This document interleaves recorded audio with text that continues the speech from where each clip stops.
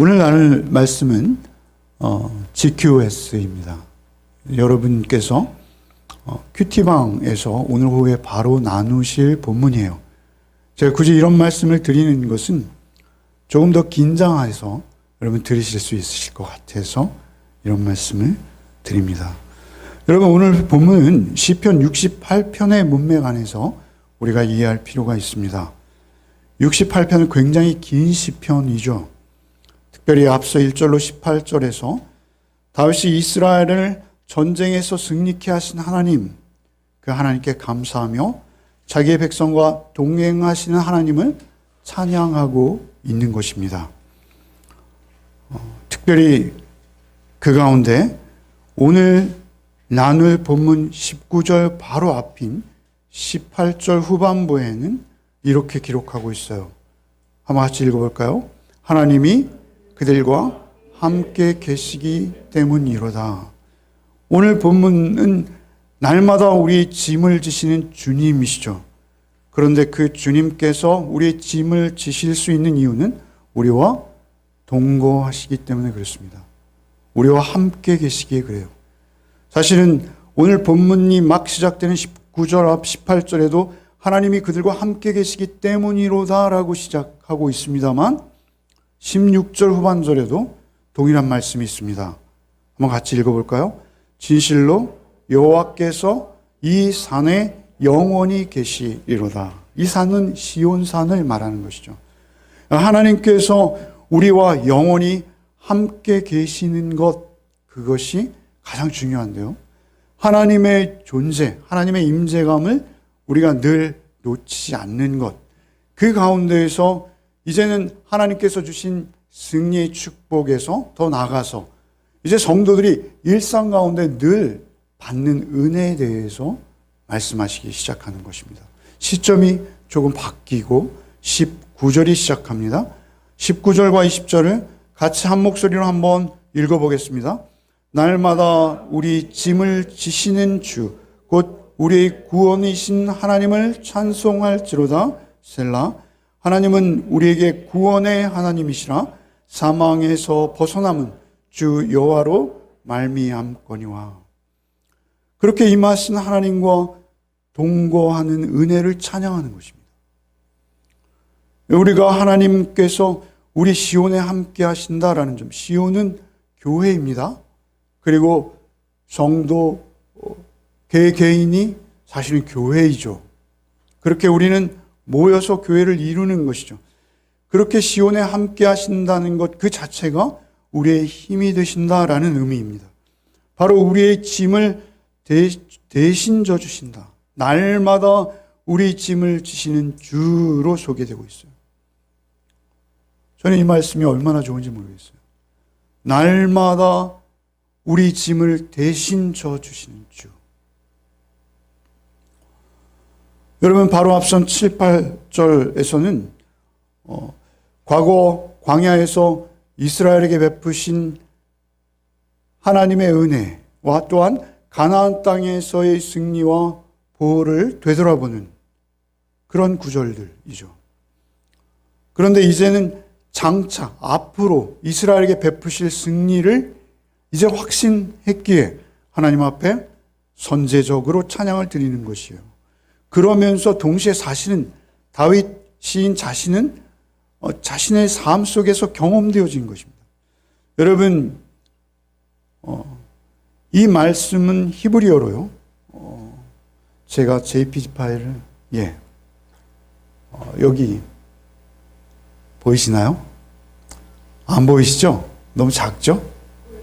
보입니까? 예. 여기에 그 찬송할지로다 이렇게 시작해요. 여기서부터 이렇게 읽는 겁니다. 이렇게 읽는 거죠, 우리 한글은.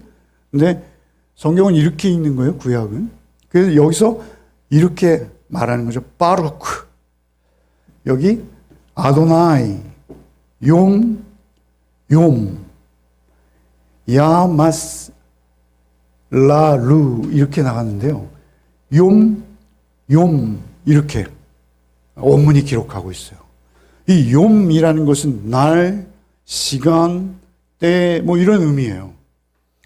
영역 성경들이 그냥 거의 모든 번역본이 데일리 이렇게 한 단어로 번역하고 있습니다만 원문에는 욤 이렇게 두 번 반복하고 있어요. 날마다 우리의 짐을 대신 지어주시는 하나님이신데 사실은 원문대로 직역하면 날마다 이렇게 번역해야죠. 데일리가 아니죠. 날마다죠. 그런데 좀 번역이 못마땅해요. 제 생각에는 시시때때로 새벽에 말씀드린 바 있습니다만 때마다 일마다 순간순간마다 사실은 여기에는 여러 번역이 있을 수 있을 거예요. 시간마다 무시로 날이면 날마다가 저는 제일 적합한 것 같아요. 날이면 날마다 긍휼이 풍성하셔서 시시때때로 날이면 날마다 우리의 짐을 대신 져주신다라는 것입니다.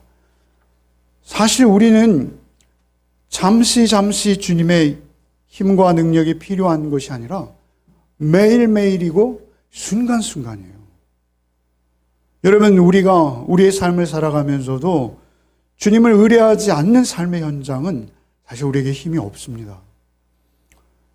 얼마나 이 세상이 혹독한지요. 이 세상의 삶은 무섭습니다. 여러분, 우리는 우리 나름대로의 울타리를 치고 있습니다만 그 울타리도 아무 소용이 없을 때가 얼마나 많은지 모릅니다. 사실 우리는 우리의 위험조차 제대로 자각할 수 없을 만큼 어리석은 자들일 수 있습니다. 그런데 우리의 위험들이 이렇게 매일매일 노출되고 우리가 위험에 노출되고 있는데 우리에게 필요한 것은 무엇입니까? 날마다 우리 짐을 지시는 주 곧 구원의 하나님만 우리에게 필요한 거예요. 무거운 짐은 나 홀로 지고 견디다 못해 쓰러질 때 불쌍히 여겨 날 구원하시는 주, 그 구원하시는 주를 우리는 매일매일 경험하지 않으면 우리 살아갈 힘이 없는 거예요. 그래서 이 말씀이 너무 좋은 것이죠. 그래서 우리의 형편을 너무나 잘 아세요. 나보다 더 잘 아세요. 그래서 주께서 우리에게 그 아들을 보내시는 것이죠.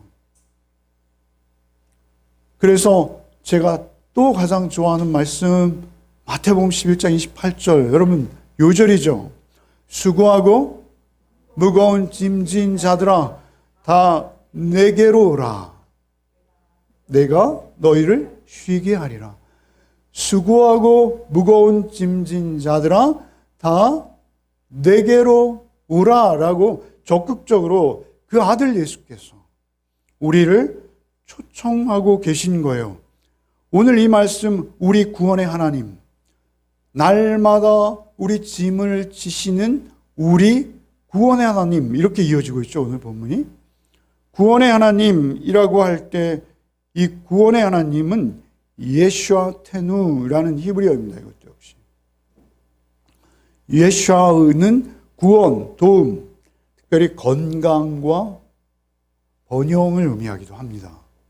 그러니까 우리에게 있어서 날마다 필요한 것들을 하나님께서는 풍성히 누리게 해 주신다라는 것이죠. 우리가 굳이 염려하고 걱정하지 않아도 하나님은 우리의 의식주를 하나님께서 책임져 주신다. 이렇게 말씀하십니다. 특별히 그 하나님을 찬송하라 라고 시작했죠. 바로크. 이거는 제가 여러 번 너무 말씀드려서 또 그 말인가 하실 찬양하라 라는 바라크입니다. 바라크 원형이. 이 바로크라는 단어의 원형은 바라크, 무릎 꿇다요. 바라크. 여러분, 하나님의 절대 주권을 인정하고 주님 없이 나는 살 수 없어요 라고 그 앞에 무릎 꿇는 그런 의미가 찬양이라는 의미 속에 있는 거예요. 여러분, 원래 히브리어에 찬양이라는 일반적이고 포괄적이면 할랄이라는 단어가 있습니다.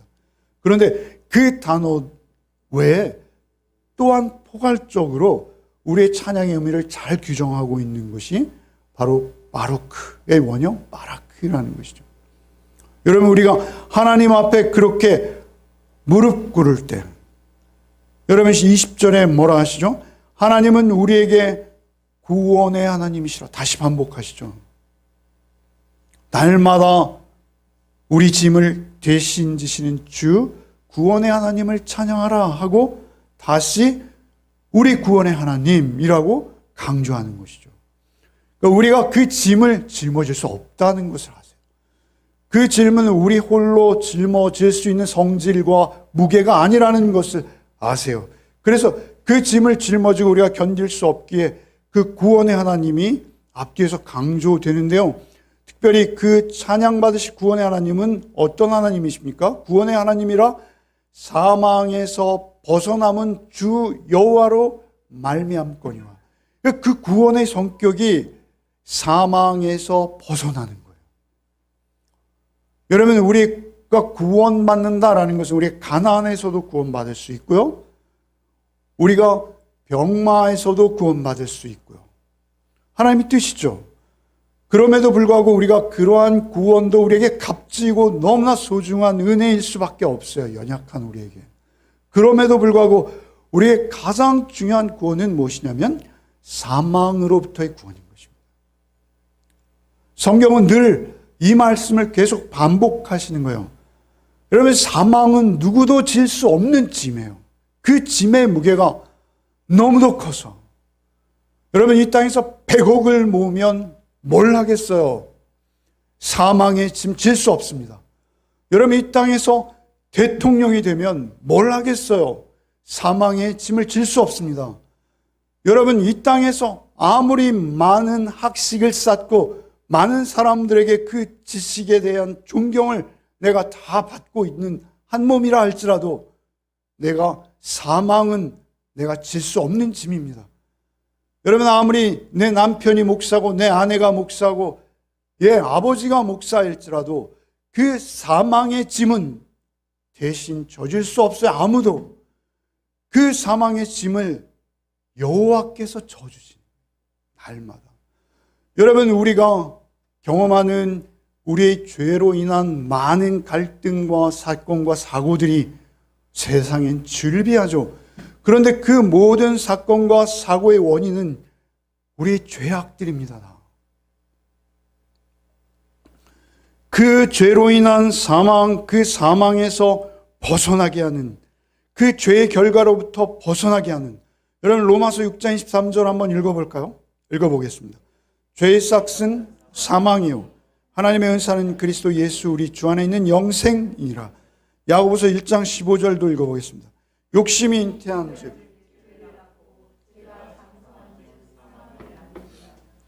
결국 선악과를 범죄한 인간 아담의 후손인 우리 모두는 그 죄에서, 그 죄의 짐에서 자유할 수 없게, 그 죄의 짐의 결과에 결국 짓눌려 압사할 수밖에 없는 운명이었다라는 것입니다.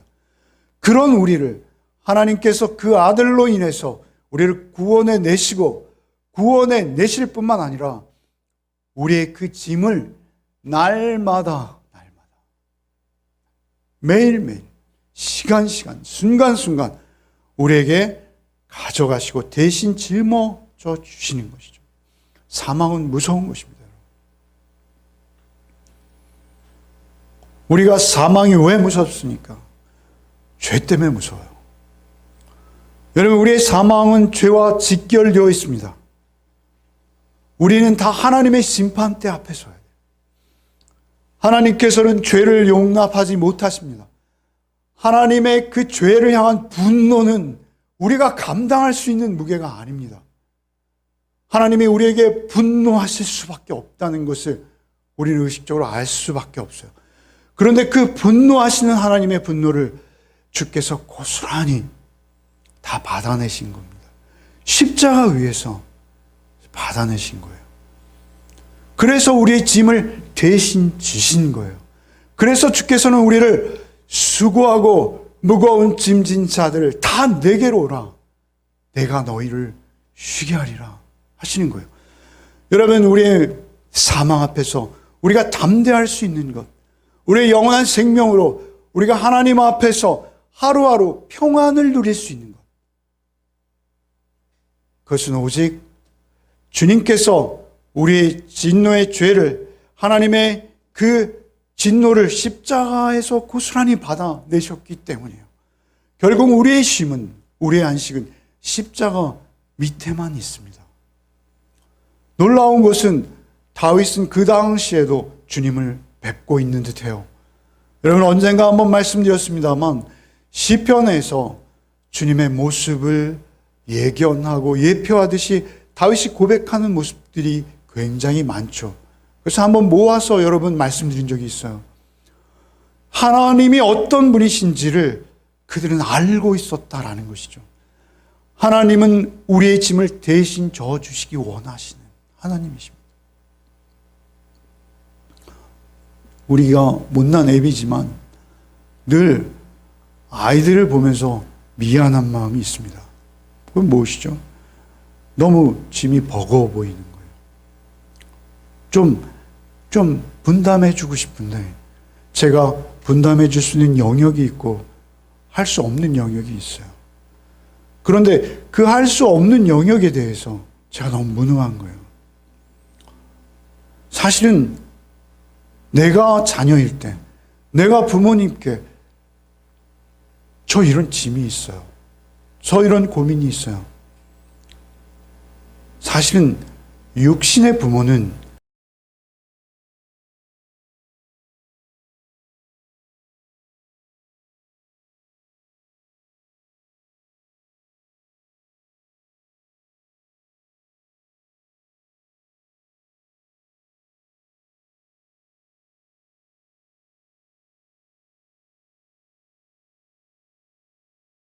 저는 이런 거예요. 여러분, 우리가 모여서 예배도 드리지 못하고 있는 상황에서 교회에 나오고 싶다라고 이야기하는 분들 계십니다. 우리 가족이 몇 분 안 되기 때문에 나와 이렇게 말씀드릴 수 있죠. 그런데 그걸 적극적으로 못하는 나를 보면서 야, 이 정도밖에 안 되나? 물론 제가 세상을 살면서도 그러한 갈등들이 많아요. 늘 경험하는 것은 무엇이냐면 넌 목사잖아. 늘 할 수 있는 게 없어요. 할 수 있는 게 없어요. 저희 문영에 대해서 늘 힘듭니다. 그러나 저에겐 위로가 있습니다. 저에게 눌리는 중압감들이 있을 때, 제 안에 이렇게 힘든 것들이 있을 때, 제가 도저히 해결 못하는 감정들, 앞에 절벽과 같은 감정들을 만날 때, 제가 목사가 되지 않았다면, 제가 예수를 믿지 않았다면, 저는 계속 침잠하고 매몰될 수밖에 없을 거예요. 그런데 저는 그 짐을 가지고 나갈 수 있는 분이 있어요. 순간순간마다. 시시로 때때로 저에게 도전해오는 모든 악한 생각과 절망과 염려와 근심과 걱정의 뿌리들을 가지고 주님 앞에 나갈 수 있습니다. 주님 앞에 나가면 주께서 품어주신다라고 약속하셨어요. 여러분, 먼저 본문을 해설하고 그 뒤로 가서 다시 이 말씀을 묵상하고 오늘 말씀이 그렇게 구조가 되어 있는데요. 21절부터 23절 말씀을 먼저 살펴보겠습니다. 21절부터 23절도 우리가 같이 한번 읽어보죠.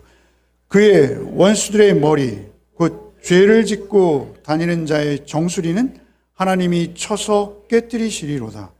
주께서 말씀하시기를 내가 그들을 바산에서 돌아오게 하며 바다 깊은 곳에서 도로 나오게 하고 내가 그들을 심히 치고 그들의 피에 내 발을 잠그게 하며 내 집에 개 혀로 내 원수들에게서 제 분깃을 얻게 하리라 하시도다. 무섭죠? 여러분, 잔인해 보입니다. 너무나 끔찍하기까지 해 보이죠? 그러나 사실 이것은 말이죠, 당연한 일입니다. 우리를 무섭게 하고 우리를 끔찍하게 하는 것은 무엇이냐면요, 사실은 우리 나 자신의 경계도 말이죠. 내가 주께 짐을 맡기는 자인지 내 힘과 내 능력으로 멋대로 돌아다니는 자인지가 아니 그 경계입니다. 여러분, 여기 머리를 깨뜨린다라는 표현은 당시 이방인들의 헤어스타일입니다. 여러분, 많은 주석가들이 동일한 주석들을 주석마다 해설하고 있어요.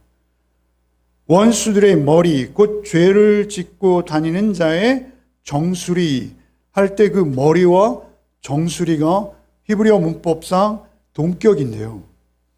이것을 문자적으로 해석하면 머리털이 있는 정수리, 이렇게 해석할 수 있습니다. 머리털이 있는 정수리. 여러분, 다윗이 전쟁에서 만난 당시의 어떤 이방인들은 말이죠, 머리의 다른 곳은 짧게 하고 정수리 부분은 머리를 길게 하는 그런 풍습이 아라비아나 가나안 일대도 있었습니다. 그렇게 머리를 길게 하는 이유는 나는 힘이 넘친다, 나에게는 불굴의 의지와 자존심이 있다, 뭐 이런 상징입니다. 근데 사실은 그것이 세상에 하나님을 의지하지 않고 사는 모든 사람들의 모습입니다. 그 머리카락이 무엇인지 모르죠. 그러나 그 머리카락, 그 힘만을 숭상하고 그 힘으로 오히려 타인을 짓밟고 나의 유익만을 위해서 남들을 그 힘으로 누르며 살아가는 모든 자들을 표상하는 거예요. 거만한 힘으로 회개할 줄 모르며 악한 일만을 행하고 다니는 자들, 죄를 짓고 다니는 자들의 정수리. 죄를 짓는데요, 그냥 한 번 짓는 게 아니에요. 여러분, 주님을 의지하는 자들이 아니면 말이죠, 자기의 욕심에 끌리고 우상의 지배 아래 있을 수밖에 없습니다. 그럴 때 그들은 죄의 존재예요. 죄의 덩어리인 것입니다. 그들이 하는 말마다 일마다 죄일 수밖에 없는 거예요. 그래서 그 원수들의 머리, 곧 죄를 짓고 다니는 자의 정수리, 그것을 깨뜨리시겠다라고 말씀합니다. 깨뜨리시겠다. 여러분, 그분이 누구이십니까? 그분은 주님이세요. 여러분, 우리가 잘 알고 외우는 창세기 3장 15절 말씀이죠. 뱀의 머리를 상하게 할 여자의 후손입니다. 주님은 그 사단, 그 마귀의 머리를 밟으시는 분으로 존재하세요. 계시록에 가면 심판의 주님으로 그 피를 발에 묻히시는 주님이세요. 그렇게 뱀의 머리를 밟으신 여자의 후손으로 오시는 주님, 그 주님이 결국 죽음을 이기시는 거예요. 그 주님만이 죽음을 이기시고 우리에게 승리를 주실 수 있다는 것이죠. 여러분, 그 주님의 심판은 철저할 것이라고 말씀하세요. 피할 수 없을 것이라고 말씀하세요. 여러분, 그 정수리의 머리를 길게 늘어뜨린 채 쉼없이 죄를 반복 생산해내고 있는 그들을 너무 원망하지 마세요. 긍휼히 여길 수 있어야 하는 것이죠. 잘 안 되지만 그들을 주님은 끝까지 찾아내시겠다 하세요. 내가 그들을 바산에서 돌아오게 하며 바다 깊은 곳에서 도로 나오게 하고, 주님 앞에 숨을 곳이 없다는 것입니다. 바산은 높은 산이에요. 시온산보다 훨씬 높은 산입니다. 깊은 바다는 바산과 대비되는 것이죠. 여러분, 요즘 가장 깊은 바다 인간이 직접 들어가지 못해요. 기계로만 지금도 들어갑니다. 여러분, 그곳에 가서 숨을지라도 하나님께서 그를 찾아내시겠다고 하시는 것입니다. 아무리 높이 올라가도. 여러분, 이것은 하나님의 절대 의지예요. 아모스 9장 2절로 3절. 우리가 하나님 앞에 피할 곳은 없어요. 여러분이 한번 읽겠습니다. 아모스 9장 2절 3절 읽겠습니다. 시작.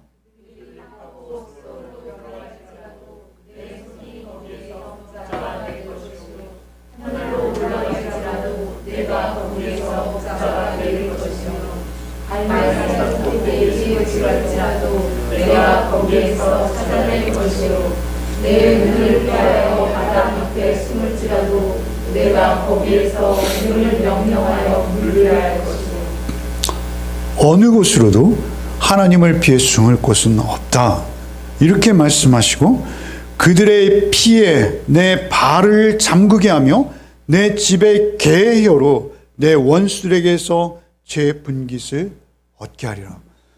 여러분, 우리가 사실 정수리에 머리를 기르고 분주히 다니는 그들을 타산지석 삼아야 합니다. 여러분, 그들과 우리의 경계를 우리 알아야 돼요. 주님 내 안에 계시고 주님의 말씀이 내 삶의 중심이 되어질 때만 우리도 그 자리를 피할 수 있습니다. 여러분, 이 심판은요 너무나 끔찍하죠. 여호수아서 10장 24절 말씀 한번 읽어볼까요? 한번 읽겠습니다. 그 왕들을 여호수아에게로 끌어내매 여호수아가 이스라엘 모든 사람을 부르고 자기와 함께 갔던 지휘관들에게 이르되 가까이 와서 이 왕들의 목을 발로 밟으라 하매 그들이 가까이 가서 그들의 목을 밟으매. 이 왕들은요 여호수아, 예수아를 대적하던 연합군 5 왕들입니다. 예루살렘 왕, 아기스 왕, 그 연합족 속의 왕들의 목을 자기의 지휘관들에게 나오라 일부러 시켜서 목을 발로 밟게 하는 의식을 행합니다. 여러분, 이것은 예표입니다. 뭐 저렇게 끔찍한 일을 시키나 싶겠습니다만 사실 이것은 오늘 본문의 배경이 될 수 있는 그런 본문입니다.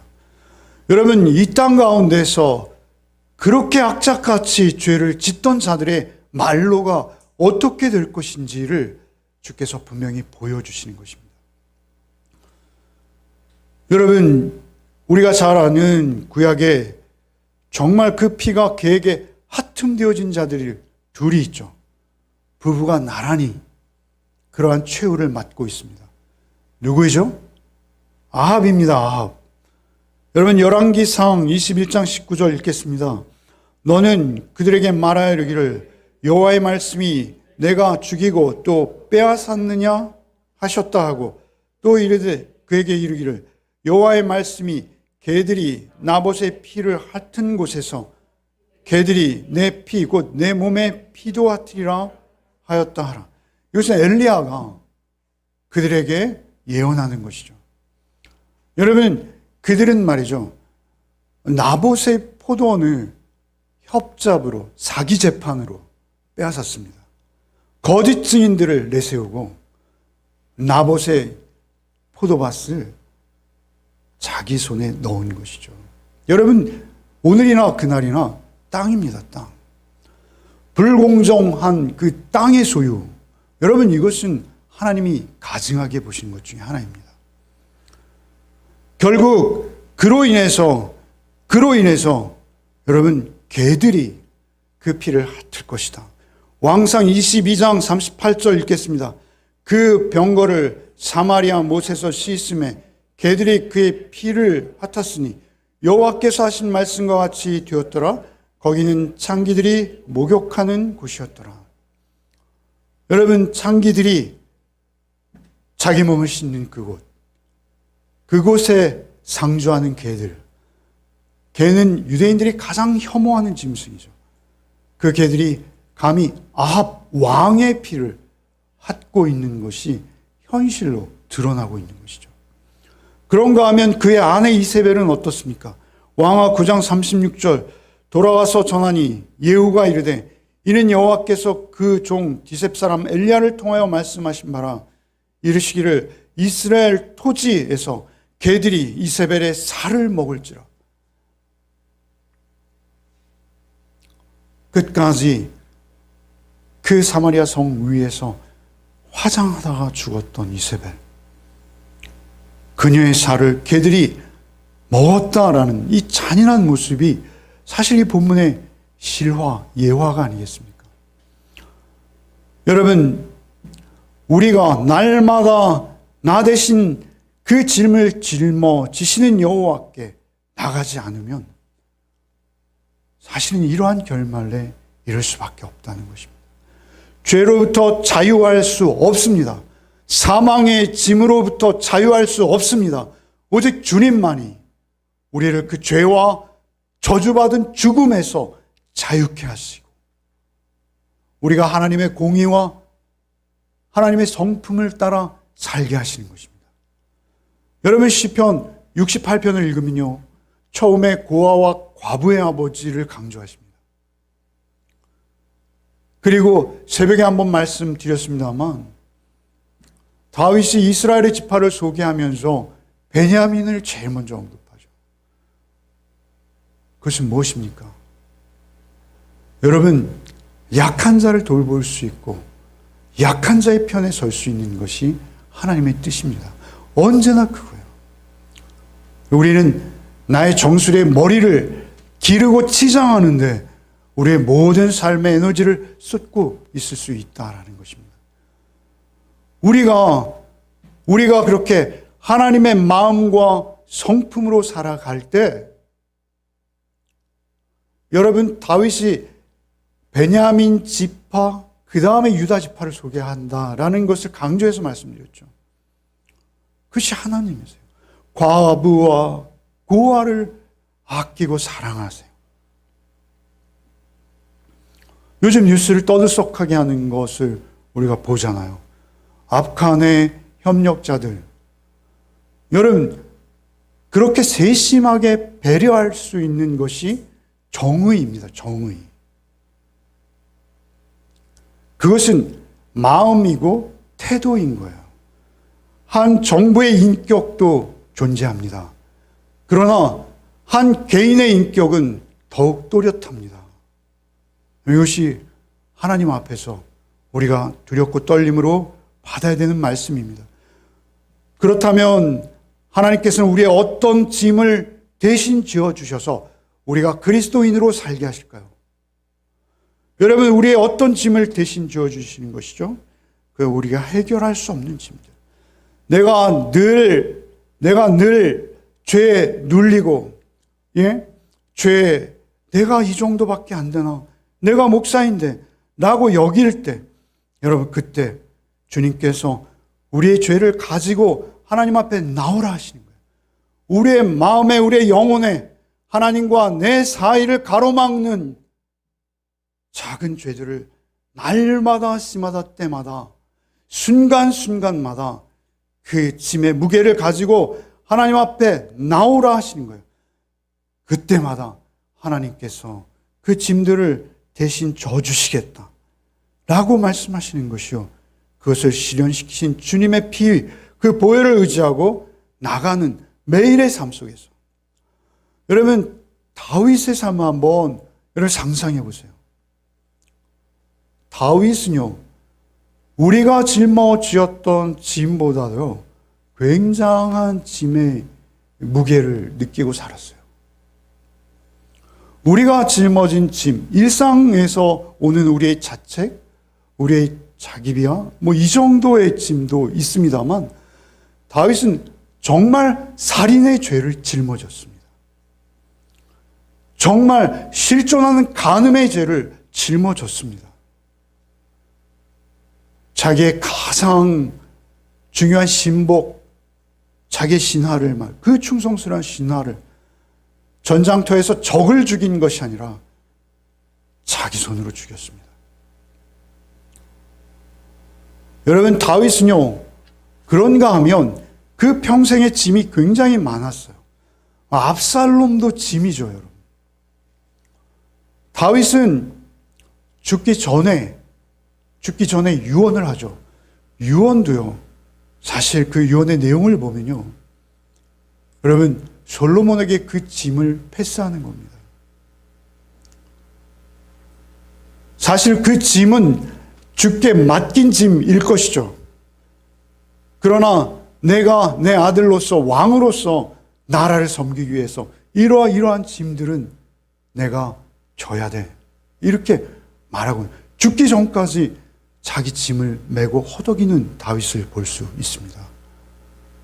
여러분, 우리의 생애와 삶도 동일합니다. 우리가 마지막 순간까지 완전 짐에서 자유하지 못합니다. 날마다 주님 앞에 가서 맡겨야 되는 거예요. 맡겨야 되는 거예요. 늘 맡겨야 되는 거예요.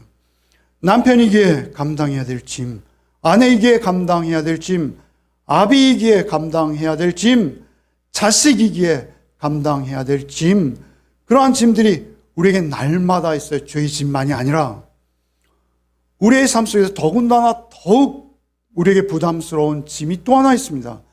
그것은 예수께서 너의 몫에 태인 너의 십자가를 지고 나를 따르라 하신 짐이 있습니다. 여러분, 이것은 우리가 그리스도인으로서 살아가야 할 때 우리가 반드시 우리의 삶과 인격과 성품 속에서 우리의 모든 삶의 선택과 판단 속에서 짊어져야 될 짐들이 있다라는 것입니다.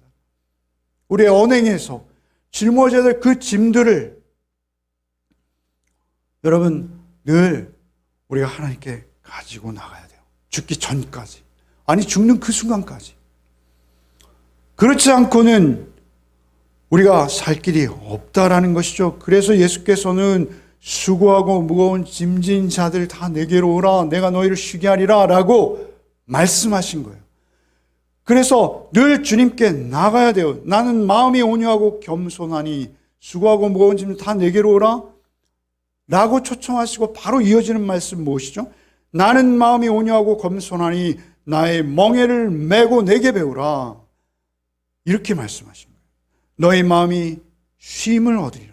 내 멍에는 쉽고 내 짐은 가벼움이니라, 이렇게 말씀하세요. 짐을 질 수 있는 힘을 주시는 거예요. 결국은 그 짐은 우리가 져야 되는 것이요, 그 짐을 짊어지고 가도록 하시는 것이에요. 그런데 그것을 주께서 함께 져주시는 거예요. 함께.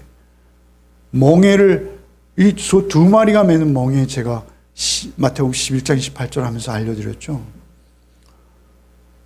여러분, 그 짐의 무게를 사실은 내가 지는 것이 아니고 나와 함께 멍에를 지신 예수께 그 짐의 무게는 패스.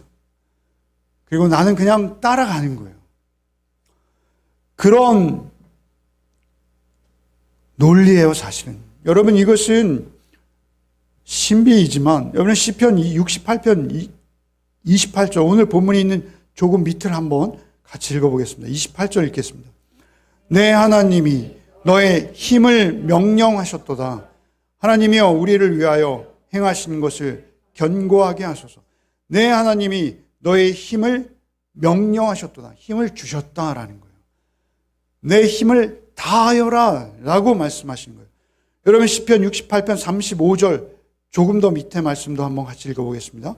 하나님이여, 위엄을 성소에서 나타내시리다. 이스라엘의 하나님은 그의 백성에게 힘과 능력을 주시나니 하나님을 찬송할지어다. 여러분, 그래서 짐도 주시고 그 짐도 지어낼 수 있는 힘도 주시는 거예요.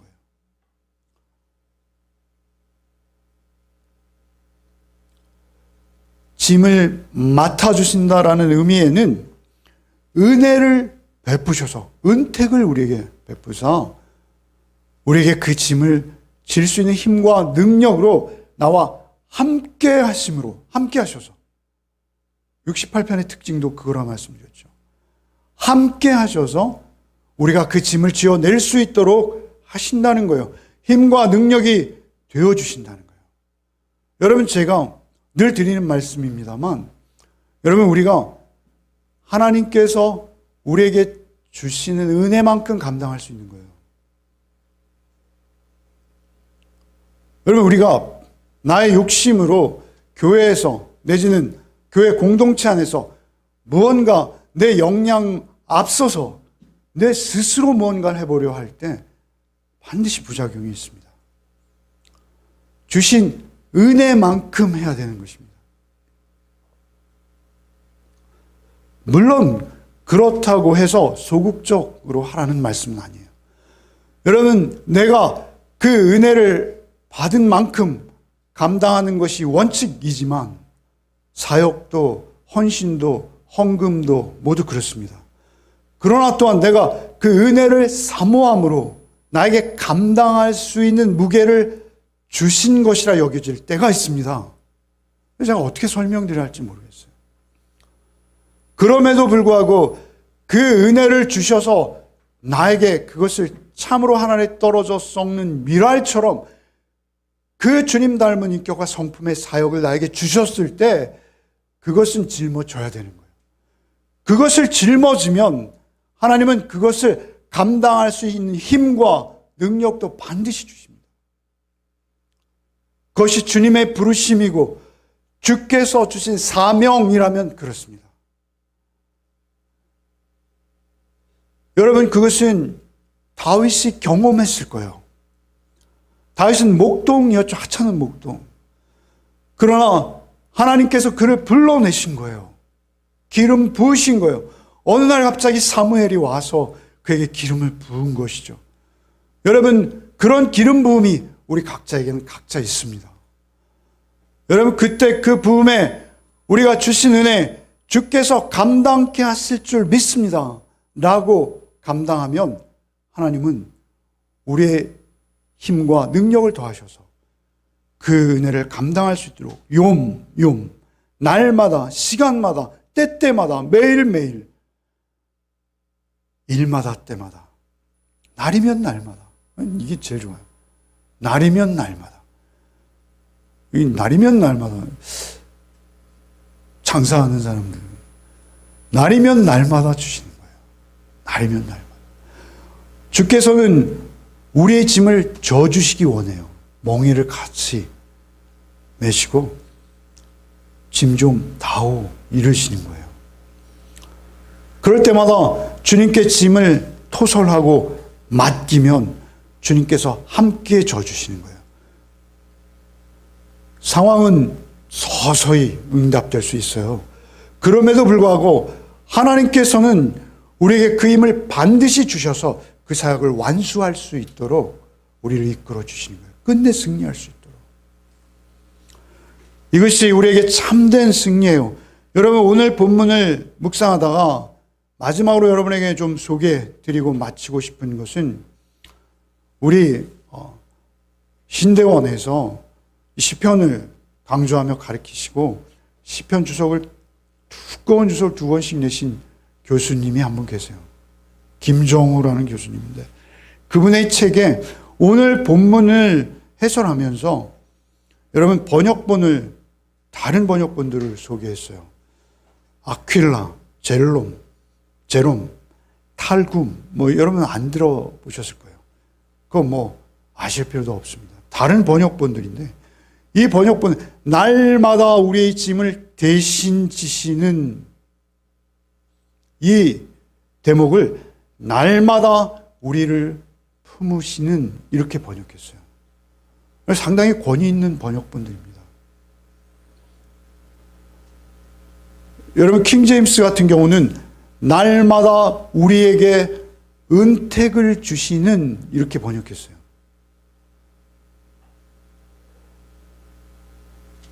여러분 우리가 그 짐을 짊어질 수 있도록 하나님께서는 우리에게 은혜를 주시고 우리를 품어주시는 거예요. 품어주시는 거예요. 여러분 우리가 이사야서 왔습니다만 이사야서에서 우상은 우리를 품어주는 것이 아니라 우리가 떼매고 다니는 거예요.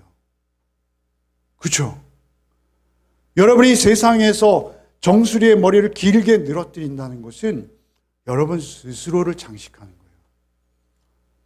여러분 이사야서 46장 7절을 한번 같이 읽어볼까요? 한번 읽어보겠습니다. 그것을 들어 어깨에 메어다가 그의 처소에 두면 그것이 서 있고 거기에서 능히 움직이지 못하며 그에게 부르짖어도 능히 응답하지 못하며 고난에서 구하여 내지도 못하느니라. 뿐만 아니라 전쟁이 나면 그 우상을 자신들이 떼매고 피난시켜야 되는 그런 존재가 우상이에요. 그러니까 우리가 그토록 사랑하고 섬기는 그 무엇은 우리에게 많은 에너지와 노력을 요구하지 우리에게 진정 가치 있는 영원한 무엇을 우리에게 줄 힘이 전혀 없다는 것입니다. 그런데 여러분, 이 아퀴라 젤롬 탈굼의 번역에 의하면 날마다 우리를 주님은 품으시는 주님이라는 것이죠. 살아계셔서 우리를 찾아와서 안아주신다는 거예요. 이사야서의 46장 7절을 읽었습니다만 46장 7절 바로 앞에 3절과 4절을 한번 읽어보겠습니다. 야곱의 집이여, 이스라엘 집에 남은 모든 자여, 내게 들을지어다. 배에서 태어남으로부터 내게 안겼고 태에서 남으로부터 내게 업힌 너희여, 너희가 노년에 이르기까지 내가 그리하겠고 백발이 되기까지 내가 너희를 품을 것이라. 내가 지었은즉 내가 업을 것이요 내가 품고 구하여 내리라. 여러분, 날마다 우리를 품으시는 주예요. 여기 3절에 보면 안겼고 업힌 너희요, 4절에도 품은 것이라, 업은 것이요 내가 품고 구하여 내리라. 여러분, 이 험한 세상 우리가 살아갈 때 우리를 품어주실 수 있는 분, 예수 그리스도 한 분이십니다. 주님만이 우리를 품어주셔서 우리를 당신의 영원한 나라까지 우리를 품어주실 것을 믿으시기 바랍니다. 그 주님이 우리의 주님이십니다. 여러분, 모세는 이렇게 말했어요. 신명기 1장 31절 읽어보겠습니다.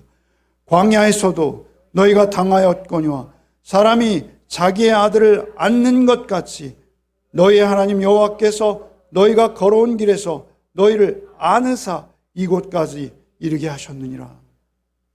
우리를 안으시고 그 광야에서 우리를 이끌어 주신 거예요. 여러분, 정말 가슴이 아픈 장면을 봤어요. 부모가 말이죠, 태어난 지 갓 태어난 아기를 나는 여기서 죽어도 좋으니 이 아이만큼은 살려주십시오 라고 그 철조망 위로 손을 뻗어서 그 아이를 막 그 미군들 말이죠, 그거 뭐 존경스러운 사람들이에요. 그들에게 그 아이를 위탁하기 위해서 막 하는 그 부모들의 모습, 여러분 얼마나 비참한지요. 여러분, 그런데 사실 우리가 주님께 그렇게 맡겨줘야 되는 자들입니다. 여러분, 우리가 그 미군에게 맡기는 것이 아니라 우리의 자녀도 우리 주님께 맡겨드려야 되죠. 아니, 나 자신도. 여러분, 한 주간의 삶 속에서도 내가 주님 안에 맡겨져 주의 품 안에 있는 아기라는 것을 잊지 마시고 말이죠. 주님이 나를 품으셨습니다. 주님이 나를 날마다 품어주십니다. 주님이 나를 잠시도 품어주시지 아니하면 나는 방법이 없는 사람입니다. 날마다 의식하시기 바랍니다. 그리고 날마다 십자가 밑으로 나가시기 바랍니다. 그리고 그 피 묻은 십자가를 붙드시기 바랍니다. 그때만 우리가 치유될 수 있고 우리가 건강할 수 있고 주님 기뻐하시는 삶을 살아낼 수 있음을 잊지 않고 한 주간을 또 살아내시는 복이 저와 여러분에게 있기를 바랍니다. 주님, 날마다 우리를 품으시는 주님, 날마다 우리의 짐을 대신 지시는 주님, 그 주님을 우리의 주님으로 모셨사오니 저 우리가 시시때때로 순간순간 날이면 날마다 시간마다 무시로 오직 주께 우리의 짐을 내어드리고 주께서 나에게 힘과 능력이 되사 그 모든 것으로부터 결국 승리케 하셔서 영원한 승리를 주시는 주님이심을 잊지 아니하고 한 주간 오직 주님을 향하는 우리의 삶이 되게 하여 주옵소서. 우리에게 주신 은혜만큼 우리의 삶을 감당할 수 있사오니 저 한 주간도 오직 그 은혜로 우리를 품으시고 그 은혜로 우리를 인도하여 주옵소서. 예수 그리스도 이름 받들어 기도하옵나이다. 아멘.